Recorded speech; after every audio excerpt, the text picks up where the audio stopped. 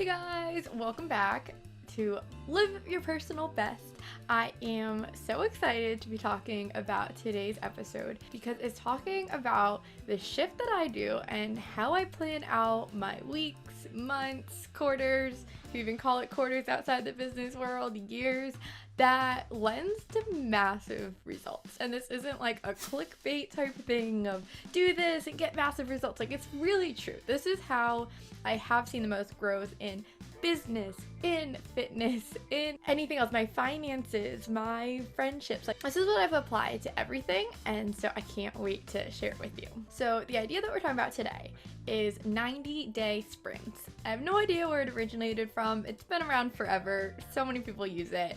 But I feel like it's so underused in the health and fitness world, especially because all of the mainstream things right now are talking about like, oh, you should take it easy and make sure it's doable for the long run and make sure it's sustainable, which is fine if that's what's working for you. But if you're in this other side that's like, I am ready to go all in, I have all the energy, all the motivation, like help me get there, this is for you.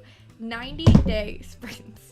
So a 90-day sprint is basically what it sounds, but it's 90 days of clear focus on one goal and doubling down on it. And I've done some episodes in the past of the importance of doubling down, and I can link them below.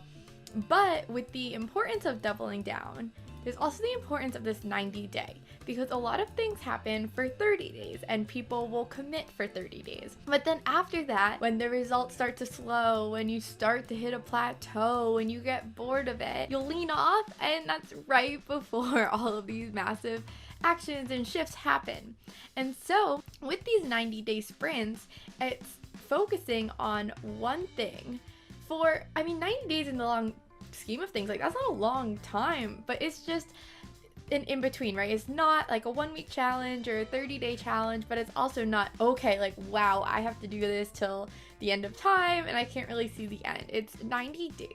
And I think that a great way how you can like visualize why this is so important is if we look at examples outside of health and fitness. So a lot of people use this with debt and with their finances.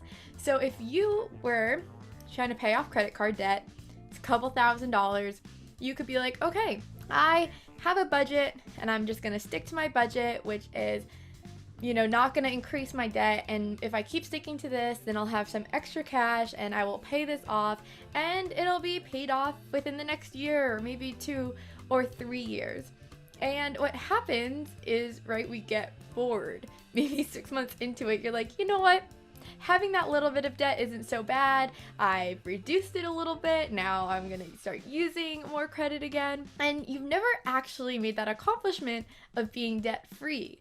Whereas if instead of just saying, okay, I'm going to have a stricter budget, you go, okay, for this next month, what if I didn't buy any new clothes? Or what if I cut out eating out and I made more of my meals, right? I don't go out for lunches anymore. I pack my homemade lunches. That'll help me save money. I'll pay off all the debt. I have this 3-month plan of how I'm going to significantly tackle it. And then once you finish that, once you get through those 90 days and you've made that significant debt, or maybe you're able to pay it off completely, then after that, you don't have it kind of weighing on your shoulders. It's not another thing of, okay, well now I also have to be worrying about this. And same thing with, say, if you're having issues with a spouse. Say that you guys are in a season where you're really fighting right now. If this is something that you're like, okay, like, I'm just gonna put energy towards it, but I'm not gonna like do that 90-day sprint, right? I'm not gonna be like, oh yeah, we should be doing our date nights every single week to get back on track, and we should be having like weekly conversations about how things are going. You just kind of be like, I'll pay more attention to it. Well, what you're gonna find is the same thing of you haven't made any drastic change by the end of 3 months. You haven't made any drastic change at the end of 6 months, and it will still just be this lingering thing that's on you. Whereas if you took the other approach of a 90-day sprint, of doubling down, of being like, what is everything that we can do to improve this relationship right now? How can I be 200% attentive? How can I do above and beyond? Then within those 3 months, maybe you guys have a much better plan, right? Maybe not everything is figured out. Maybe it is. Maybe you take like a 180-degree turn from where you were, and then you can start to focus on something else again. And I wish I was somehow wording this better, because this isn't to say issues like debt and like relationship issues are easy and can be fixed in a short amount of time, but you can get there a lot faster. And I think just the point that I'm trying to make, and the point that I hope you get from these stories, isn't that I'm trying to simplify it or take the weight off of these issues, but it's to show that if you focus on one at a time, and you make a goal around one of them, and you say, what would happen if I put all of my energy here instead of spreading it out, right? Because say if you had both of those issues, you had issues with being in debt and relationship issues, and you're trying to fix both at the same time, well, maybe a lot of the arguing then goes back to the debt and be like, well, you went over budget. No, you did. And then that gets you in deeper debt, and then that causes more issues. What if, you're like, okay, that first relationship issue is around the money, and you've significantly improved that. Then you can tackle the next and the next, and that's why it goes in these 3-month cycles.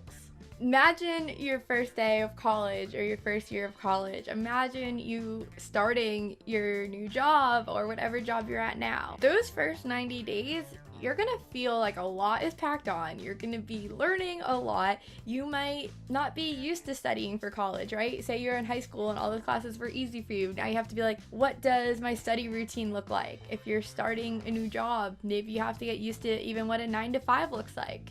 If you're used to sleeping in for college, okay, now you have to wake up early. Now you have to have a new routine. If you sit down at the beginning of starting a new routine and be like, okay, how do I want this to look? Am I gonna start working out after work? Am I gonna maybe just leave working out to the weekends for now as I shift to this? Am I gonna ask my colleagues maybe for extra help during the lunch times now? Whatever that looks like. If you focus more on this first 90 days or whatever 90 days you're in, then after that period, it's going to start to feel easier. And that's not because your job gets easier. That's not because you're given less work. It's just because you've made systems and you're more accustomed to it, and it's no longer taking as much energy.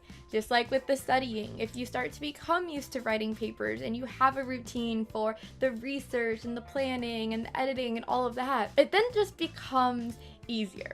And so that is the purpose, is you start to create these systems. And so especially, pulling it back now to fitness and these 90-day bursts, these 90-day sprints, you're gonna start to see real fast what works for you and what doesn't. Because if you are going into this being like, oh, okay, I just want to live a healthier lifestyle, that's fine, but it's gonna take you a lot longer to get there, because what does lifestyle mean? Lifestyle is just how you live 24/7 every day of the week.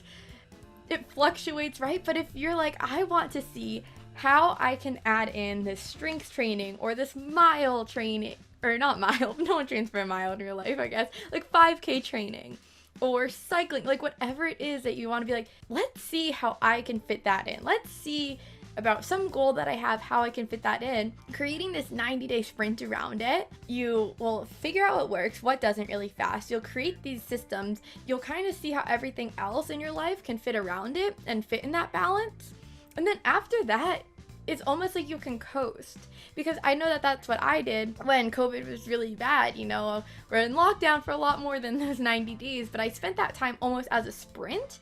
And now I can coast a lot more, and it's not all about the results, but I can have a lot more rest days, and I will still be feeling the same way that I used to when I was working out every day, just because my body is more used to being fit now and it's used to those workouts, but it's not carrying on forever. I'm not going to work out every single day for 6 months. And the last thing that I want to leave you with these two is, if you're listening to this and being like, this sounds like a lot of effort, or this sounds like a lot of energy, I'm not saying to always be in a 90-day sprint or to just choose random things and be like, oh yeah, fitness, I'll do that 90-day sprint now. This is really helpful for those things that you can't stop thinking about.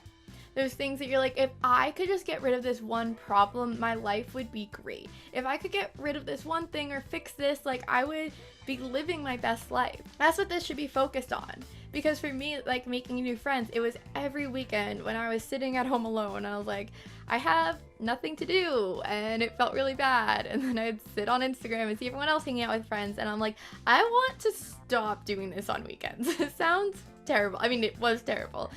So that's why I made that my focus. Same thing with fitness. You know, if this is something that you're sitting at home and you're even like, I just wish I could get my act together. I just wish that I had the dedication or motivation to get this done. Like, if I could get in shape, then all these problems would be solved, right? Which we know is not necessarily true, but I think you get the point. This isn't something that you do with just like, oh, it'd be nice to have like a few extra dollars, so maybe I'll focus on my budget for the next 90 days. It's really for those things that you're like, this keeps me up at night. I need a plan. I need a solution for this. So I hope that this helps you. I hope that you got a lot out of this and that you enjoy your next 90-day sprint. Let me know what your goal is for this next 90 days.